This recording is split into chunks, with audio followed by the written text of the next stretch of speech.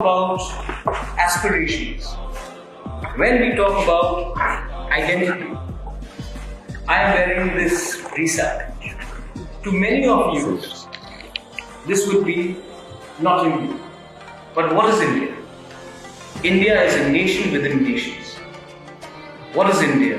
India does not have just one culture, which I'm sure you all know about it, but we need to deliberate even more. India does not have a particular look. India does not have a particular dress. India does not have a particular culture. Yes, we are a part of the Indian civilization. But I urge all of you, come visit the Northeast. Come look at us. Maybe you will find more closeness, historically, politically, and culturally, than the rest of the country. But that does not happen.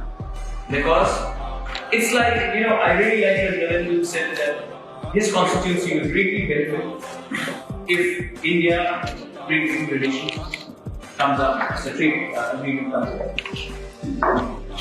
That's not London. It's an area which is beyond London. So there, Manchester, somebody from Plymouth, somebody from Portsmouth. The idea is that you cannot just be dependent on big cities anymore. They have saturated. The growth of India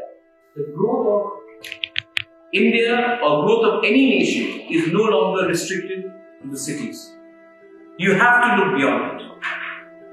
And I'm very happy that today we've been given an opportunity to come and speak here.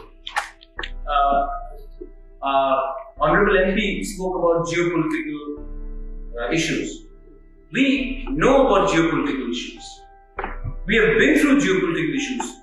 We've been through insurgency, we've been through a lot of turmoil. But when I come here today, as rightly a member of parliament from he